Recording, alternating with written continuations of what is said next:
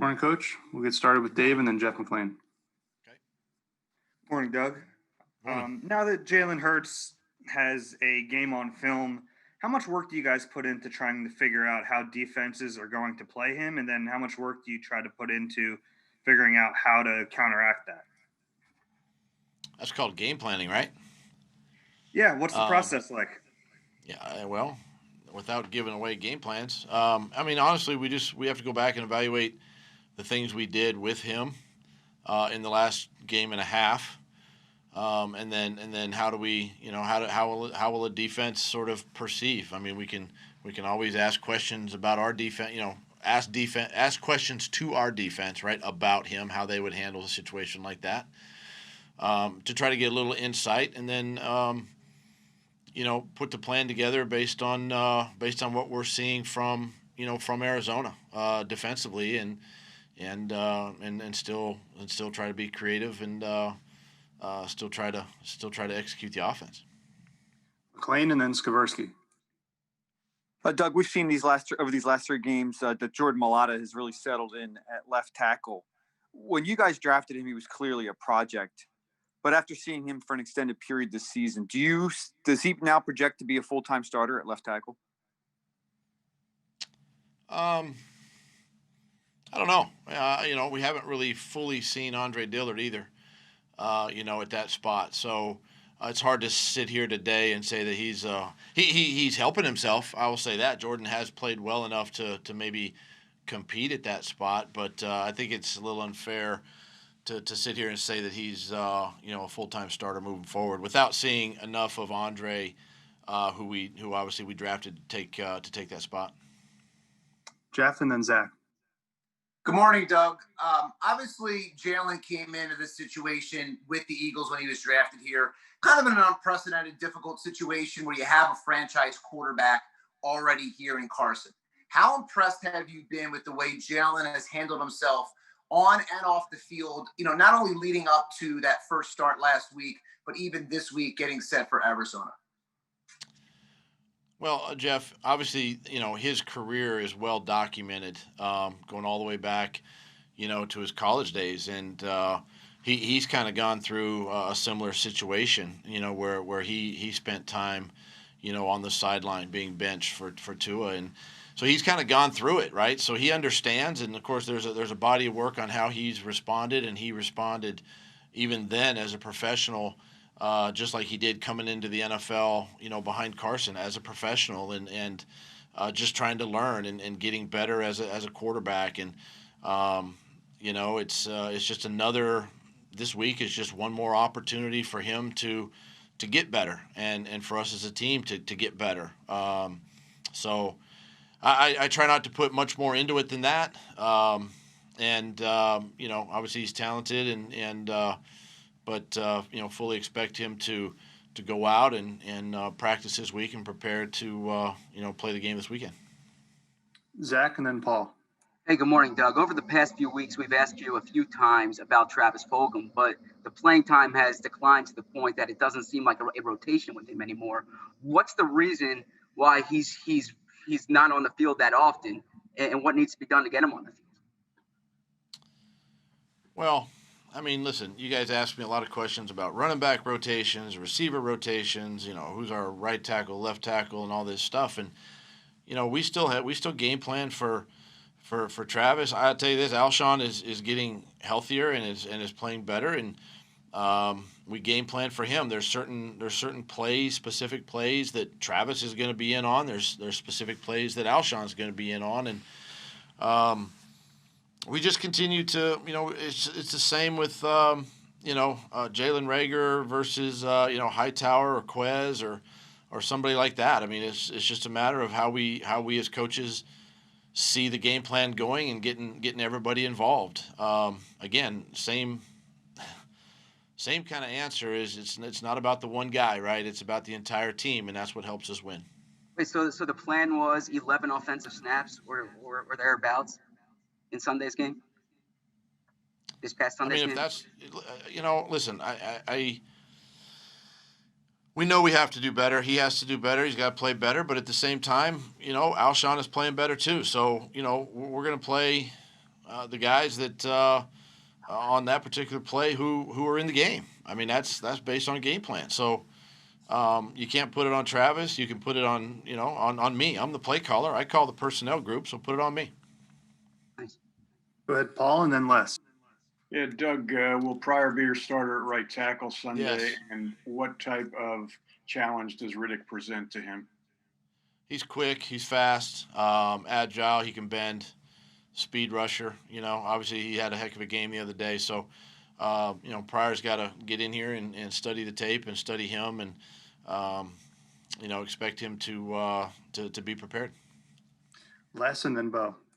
Hi, Doug. Well, that was exactly what I was going to ask, so I'm going to try to audible here. With Jalen Hurts, you mentioned that obviously they have the tape from Sunday. In your experience, how much does that affect the next game for a quarterback who doesn't have a lot of tape out there? I mean, is that a huge deal that they've seen him play a whole game, or is that pretty easy to work around as an offensive planner? Well, Les, as you know, there's nothing easy about this game. Nothing easy about playing the position of quarterback. Jalen has to understand now it's a whole new defense. It's a different structure, different personnel. Scheme is differently defensively, and so what we did and had success, against New Orleans may not apply this week. We sort of have to reset, right? And that's why when we put the plan together and go practice today and the rest of the week, we do it in a way that hopefully is advantageous against our opponent each week. So in Jalen's case, he just has to study the tape. He's got to study obviously himself. He really just study his mannerisms too, right? No indicators to the defense and don't give things away that whether it be by TV copy or film, a coach's copy that defenses can really clue into and try to get an advantage on. So, it's never, nothing is ever easy, at this level. But I think this week will be a great opportunity for him to go back and just study himself, make corrections, clean up what he needs to clean up, and try to present the same thing again Sunday. And just real quickly, with Jack Driscoll, I know MCLs don't usually need surgery, but I guess if it's a severe MCL, does that make it any different? Will he have to have that? Yeah, he's definitely going to miss some time, with the injury. So we haven't, we don't know yet, honestly, if he needs surgery at all, but he's definitely going to miss some time. Thank you. Go ahead, Bo, and then Ruben. Doug, is there an added excitement level? Do you get a little bit of juice in the game planning process for, having a different quarterback, a different type of quarterback in Jalen Hurts, trying to sort of answer different questions? Well, it can, it may provide maybe an opportunity here and there, but at the same time, we can't, we've got to. I think when we plan, we got to think about all 11 guys, not just one guy, and making sure that we got the receivers, Zach in the right spot, and the running backs in the right spot, and the tight ends in the right spot to take advantage of what we're seeing on film, and obviously Jalen's a part of that. So it can be that from that part, as far as excitement goes. I mean. Every week you get excited about your game plan. It's just a matter of how well we execute or don't execute. Ruben and then John Clark. Hey, Doug, a lot was made over the past few years about how close Carson and Nate and Nick all were, how well they worked together. Obviously, this is a different year without meetings, without hanging out outside the NovaCare. How difficult has it been, and what have you seen from the evolution of Jalen's relationship with Carson? And just how important is it that those guys kind of overcome the barriers, that are naturally present right now and really work on that relationship? Yeah, I think when I that's a question that actually I think about every day. I love having in-person meetings where I can see guys face to face and communicate face to face. And with this pandemic and everything going virtual now, we just finished up a set of meetings, online. it makes it harder to build the relationships that you would like to build, right? And that's with any room and on the team. And obviously the quarterback room is it's a good room, it's a solid room, but at the same time, it makes it a little harder when you're not together. Watching film together after practice, or getting with the receivers and watching, film, or watching practice tape, or getting with Kelsey and going through protection plans. It just makes it a little more challenging that way. So we talk about socially distant, but we try to maintain a level of trying to be more socially together the best we can, whether it's Saturday night in the hotel, on the road, or even at practice during walkthroughs or the actual practice. But that's a great question. Something I think a lot about during this time, and our guys have done a great job handling everything so far. How do you see their relationship growing despite everything right now, Jalen and Carson? I just see the communication, number one, at practice, during games, just the communication, the dialogue back and forth, obviously through press, through myself, just that communication. And that's the one gauge that tends to lead, things in the right direction. And that's what I've been seeing. Go ahead, John, and then Kristen. Hey, Doug, this past Sunday in Jalen's first start, on that first fourth down that you had, it looked like he was saying, hey, let me have the ball in my hands. Let's go for this.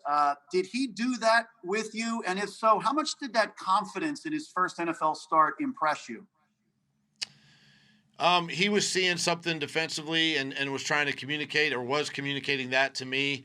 And I tell you what, our dialogue between he and I, much like, Carson and I during game, he has ideas, he has suggestions, just like Carson has ideas and suggestions during games. And so that was a moment where we were able to communicate an idea, a play that we had in the game plan. And I called the play, he executed it, and we stayed on the field. What does that say about the confidence he has, and also the confidence you have in him and the relationship? Shows a lot of confidence in him. It shows that he understands the game plan. He understands how we're trying to attack the opponent. And then for me, I've talked a lot about trusting players, and they're the ones playing the game, and I've got to trust them and put them in positions to be successful. And that was one moment. We've only got time for one more, so we'll wrap it up here with Kristen. Hey, Doug, against Green Bay and then against the Saints, you said that Jalen Hurts gave this offense a spark.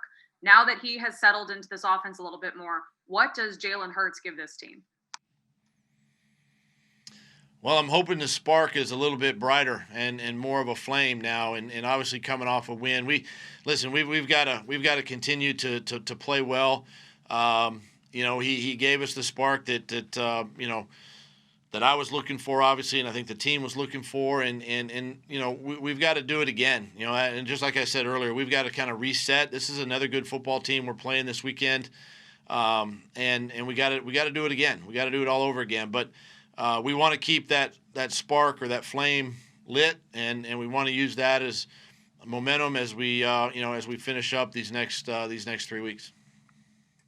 Thanks, Coach. Thank you.